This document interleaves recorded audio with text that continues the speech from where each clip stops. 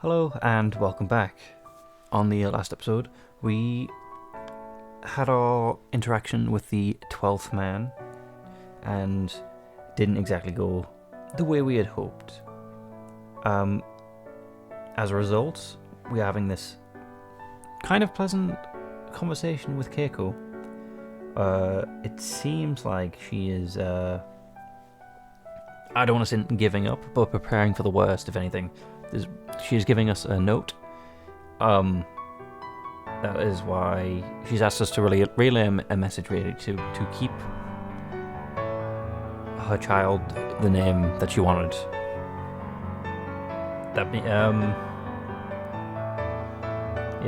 Because she fears that the 12th man is going to eliminate her. It's my impression that if we eliminate Keiko ourselves, because we know everything, if we eliminate Keiko ourselves, we should be able to, get more information. One of her cards, at least. So, with that, I suppose, yeah. I'm not sure if this will make up for my actions, but I can tell you that the one thing I did learn about him. His name is Alan Scorpion. Interesting surname. He's a young business entrepreneur from India, having turned his parents' jewelry company into a global business in just a few years after inheriting it. Finding out that wasn't too hard since I know his face. There's plenty of info about him on the internet even. By coincidence, I happened to spot a photo of him while thumbing through a magazine. Although, I'm sure it was taken long before the divine selection started. Alan Scorpion, so that's his name. Yes, that's why I can tell you, though. That's all I can tell you. Yeah, that's all I can tell you, though. Especially since my elimination is not set in stone. I mean, I suppose, but we can just eliminate you ourselves. Well, we do risk taking that card, don't we? There's also the fact that, while I'm making this request of you, I'm also betting on you. There's no need for her to explain what she means. She didn't expect to win, but she expects us to win. I mean, thank you, I guess, for believing in us. She's entrusted me with something important. I know exactly what that is, too. Alright, I should be going. I'm counting on you. And just like that, she leaves. All that remains behind is her letter. I don't feel any sort of pressure from having accepting it. In fact, shouldering her feelings has given me more hope than when I spent my time worrying about having to eliminate other participants. I can understand what she wants precisely because we haven't spoken much. With dignity. I take a nice big stretch. I don't know. I mean, stretches are nice, but I don't think that's the time for a stretch. I would, as badly as it might be, I might let the stress stick with me a bit, unfortunately. Not intentionally, obviously, but I'm on my own for this day forward. That's true, actually. We did tell Naomi to stop helping us. Though, right, the last thing I want to do is bring shame to my name. Alright. When I returned to my room later that night, my book of cards started to glow again. Note to his name, Alan Scorpion. To no surprise, it turns out to be his card name. Oh, a name card. Keiko said that you could find him easily on the internet, so I ran a quick search. Little did I expect that this many results for a simple name search. This feels a bit too easy. His regret is going to be something unexpected. Maybe his regret is something related to his family, because he inherited the jewelry store, right? I don't know, culture-wise, I don't know if India's like big on tradition. So maybe his family wanted a specific thing, which he betrayed, maybe? As for accident, or, death, I guess, I don't think it has to be an accident, because it doesn't look like he's ill, but that would be a surprise. A lot of people who are ill don't look like they are. Also, I think. But things get complicated very quickly. There's nothing much on him before he inherited the company at the age of 16. young age.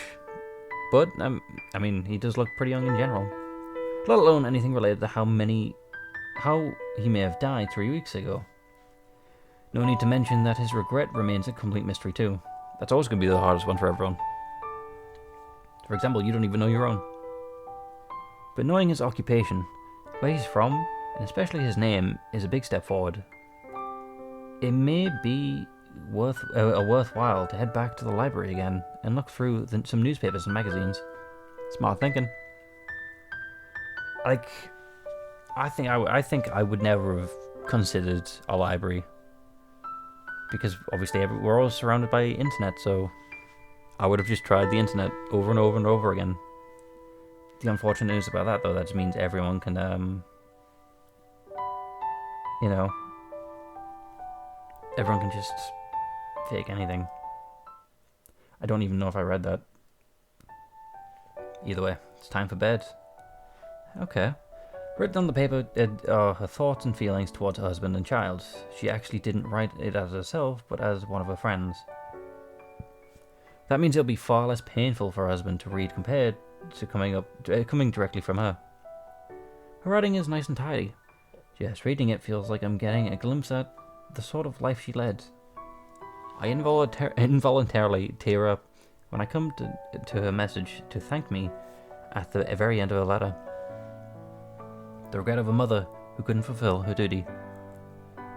The letter never makes it explicit, but those feelings are definitely imbued in her words. I wonder, is a mother's love represented by her demonstration to live for her child's sake? I don't think so. I would say it's represented by her determination to do anything that would benefit the child.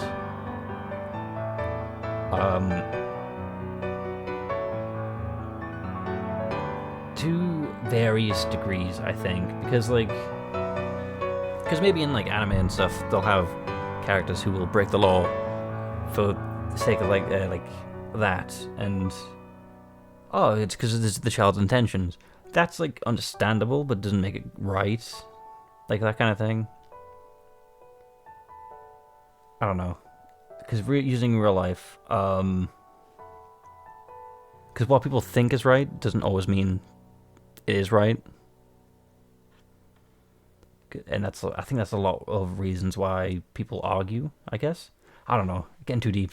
I'm here for a death game, and trying to survive, and here I am getting wrapped up in the definitions of phrases. I guess, since it's more than one word.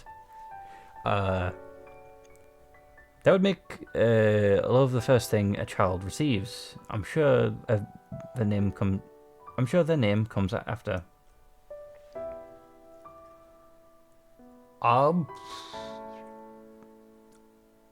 I mean, I'm tempted. Well, I was gonna say I was tempted to make a joke, but I don't have a joke there. I want to make a joke, but I've got nothing. Because I guess, well, nah, I'll not try it, no. I can't think of anything. I'm not funny enough. And the name represents their life.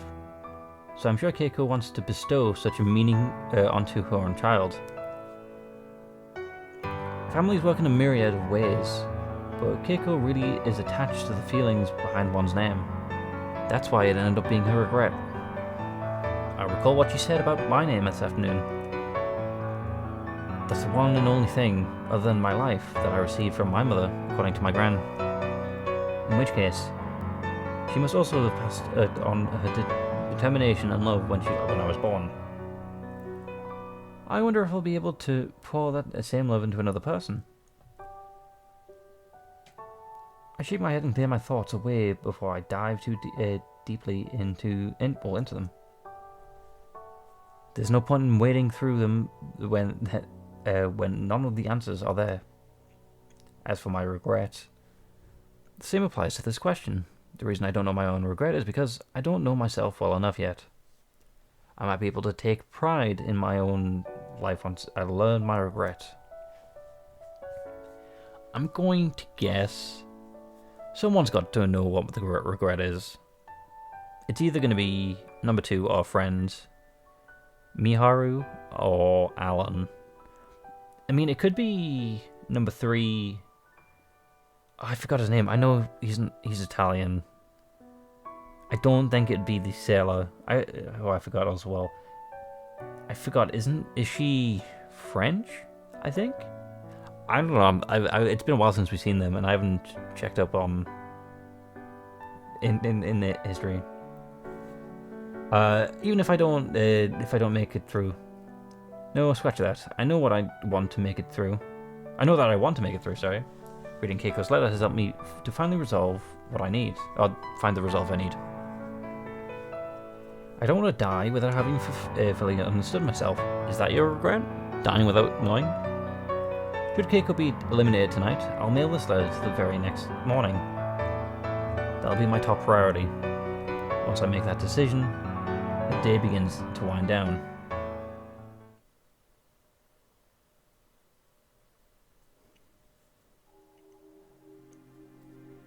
There stands Alan, as emotionless as ever. I was actually thinking, because think about it, if the way I see it, this game kind of causes a contradiction, I guess.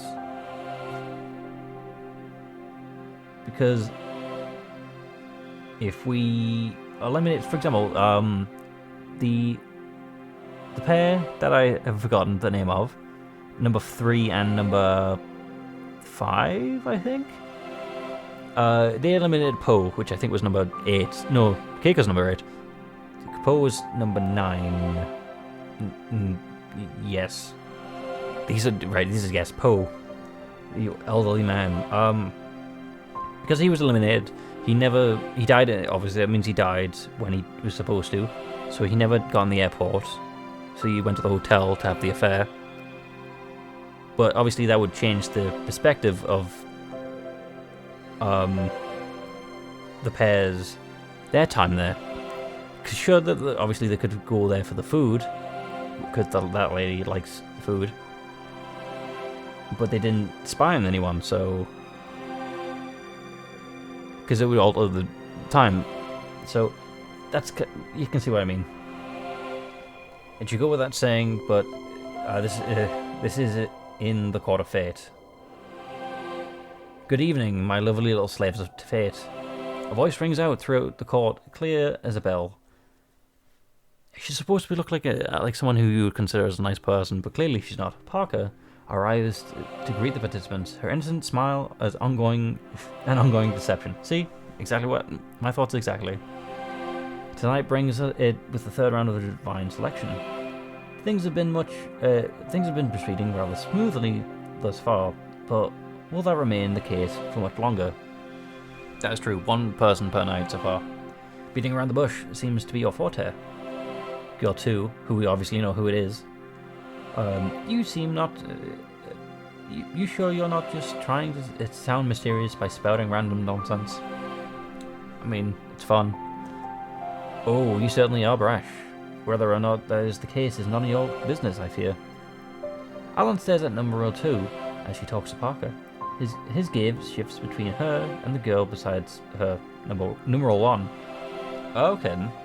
So we're not... This isn't Parker's... This isn't Rinka's point of view. This is just a narrator. He deduces that they are acquaintances, having noticed them converse during the first night. Numeral 2 has proven to be far more wary than he imagined, with little to show from his information on her. Meanwhile, Numeral 1 is willing to risk herself for the sake of another participant. Eliminating her should prove to be an easy task, he has no doubts about that, and yet he finds himself curious about her. Because obviously, she's risking her own life. To be fair, what am I trying to say? Aim for number 2, number 1 will save her, and you'll get number 1 out of the way. Then you can try number 2 again. She chose to stand... Well, that's also another thing. Why do we have none of Miharu's cards? Unless she's been lying to us the entire time we've known her. She chose to stand in his way when he asked... He had Keiko cornered. Yeah, for reasons unknown even to him. The fire in her eyes back then was so... Very well then. Allow us to begin tonight's selection. Alan's train of thought was interrupted by the goddess's announcement. Realizing that such thoughts are about but a hindrance, he focuses in... Please don't say there's a romance between Alan and Rinka. He focuses his attention on the matter at hand. Revolve, O Clock of Fate. The clock's movement signals to the beginning of the night's election process and starts with number 1. The goddess claims that the wand's position on the dial provides neither advantage nor disadvantage, but Alan disagrees. I agree with Alan, because if you go last, you can decide whether or not to waste your cards. Should two participants elect the same person, one can earn priority by revealing a card about oneself. However, the higher your numeral, the easier it is to prevent that situation from occurring. The only reason to take such a risk is when one knows that the person they plan to elect is in possession of the card one needs. To that effect, numeral 12, Alan feels like he's at a significant advantage. Alan considers that the idea that numeral 1 will opt to elect Keiko. Should she be in possession of all 3 of Keiko's cards, she could create a situation where both she and Alan elect Keiko, which is what I was saying. It would be a win-win situation for her, as it would result in either Keiko's survival or one of her personal cards being revealed. That's why he has no intention of electing Keiko should numeral 1 do so. The risk of being caught in this simultaneous election far outweighs the benefit of gaining one of Keiko's cards Keiko possesses. He's well aware of the position within the society, so he fully expects that Keiko has already discovered his name. It is likely that she's revealed this information to numeral 1 as well. However, his name is not the only thing she should have been able to find out about him. As such, should numeral 1 have elected Keiko, she will gain no new information about him. I have no one to elect. Numeral 1 passes on electing her. This comes to no surprise to Alan. In fact, the odds of this happening were far higher than the scenario he anticipated earlier. What? Either way, I would have done it personally. As the clock hands spin around, numeral 11, who had elected someone last time, passes. It's 11 who is with number 3. That woman happens to be the one he's most wary of. It's plain to see that she's a far cry from ordinary, not only due to her body of hers, but also because of her attitude. For instance, she blows him a kiss as the clock hand slows to a halt in front of him. This speaks volumes about her character, that she's not taking it seriously. I won't allow myself to be provoked. He mutters under his own breath, preventing anyone from hearing. What happens if no one elects again, right? Was that ever discussed? And you, good sir? I elect numeral 8. He states this information with apathy. In the next moment, the platform he stands on rumbles and begins to descend.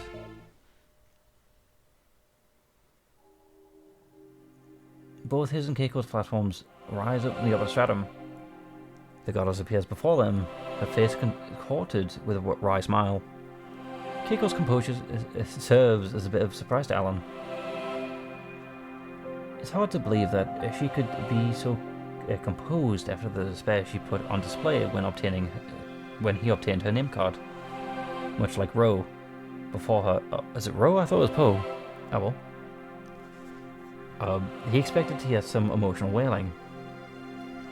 Do proceed.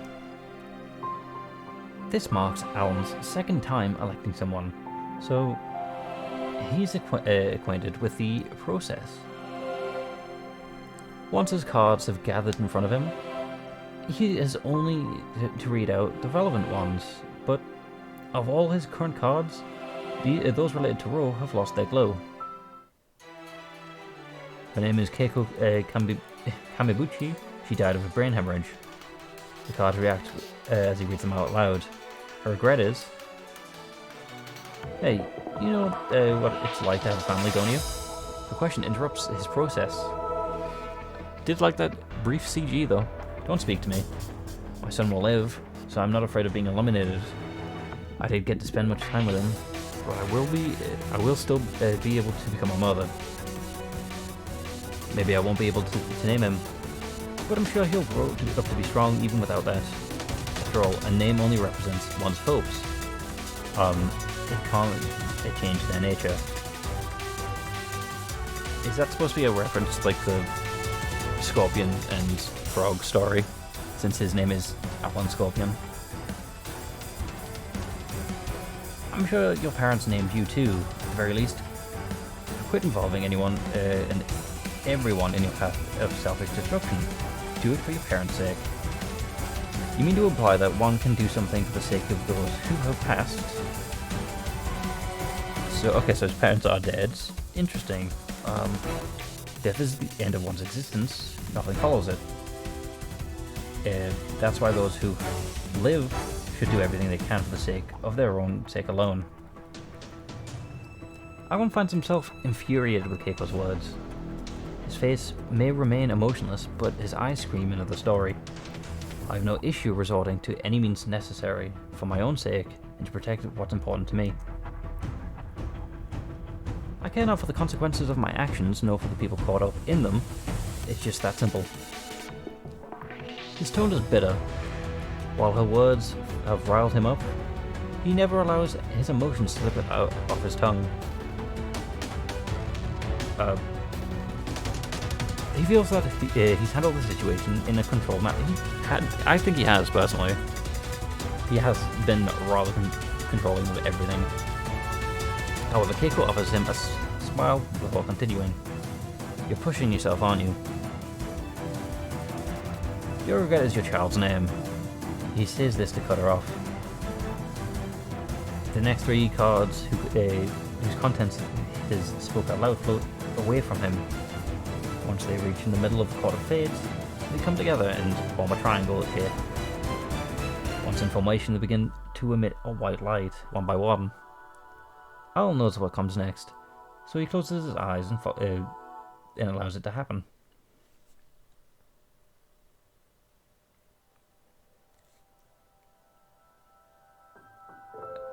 The event took place in the intensive care unit. A nurse carried a sleeping newborn over to his mother. Its voice, that of an angel, its existence, a very concept of hope made flesh. Hurricane. One couldn't say for certain whether or not her final words were heard at all.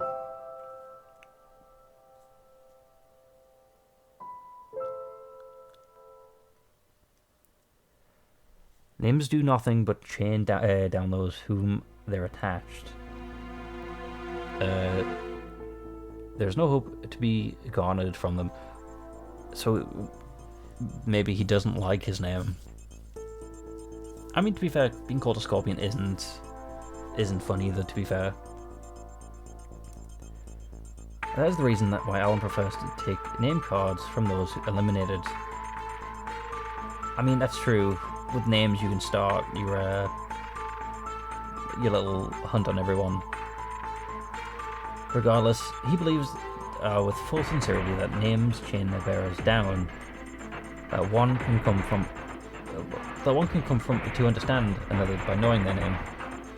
1 name, 3 regret, and 10 cause of death. That's a shame. Number 3 is going to be next, apparently. Number 12 name. So my name was known, however. Sticking to his beliefs, he already has decided which card to take. Number 1's name.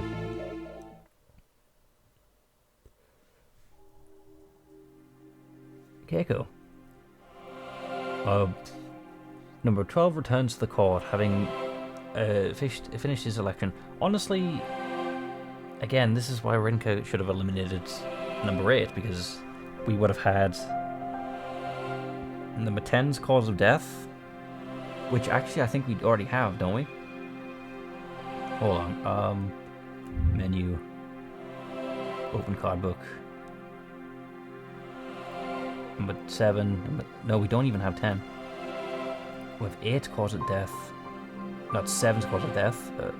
That's 6. 7. Right. We have 4's cause of death, which is fire. 8's cause of death. Are these all we have? Number 9. So number 9's an athlete. Are these all the cards that we have? Federico. Okay. And yours was... We don't have yours? Oh, Odette. That's what it is. Name. Okay, so we can keep count of who has what card. Okay. Interesting, actually. I didn't think about that in the card book.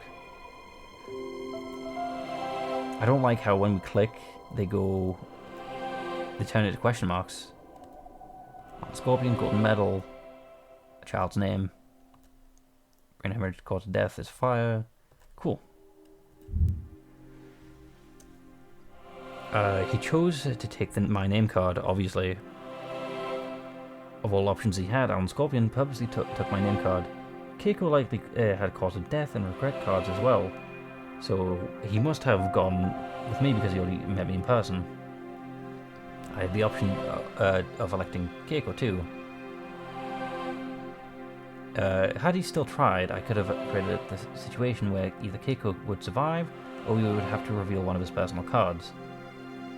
But I noticed an inherent flaw in the neural system because of that. I can say for sure that he would have never elected her if I did so. Yeah, pretty much. Why did you go for your name?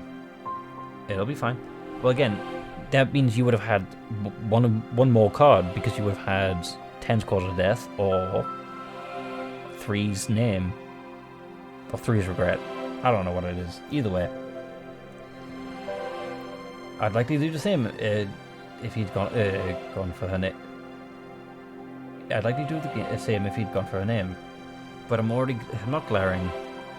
I pierce him with my eyes instead. Not only do I already know his name, but we've already met, and he also knows the area I live. It was only a matter of time before he found out my name. To my own surprise, I'm not shaking. His presence is as imposing as ever, but I can now stare him dead in the eye without issue. It's my way of telling him, bring it on. The resemblance truly striking, so you know... someone? I don't know. I don't bother to ask what he means by that.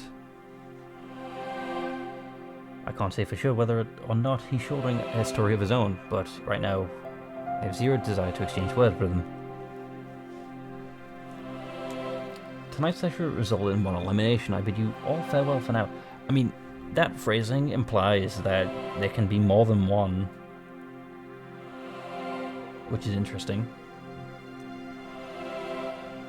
Shortly after, Parker brings an end to tonight's round.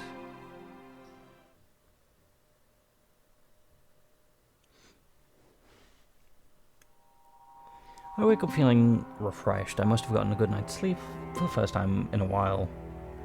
Keiko had been eliminated, but I do not feel sad about it, just empty. My eyes wandered over to my table.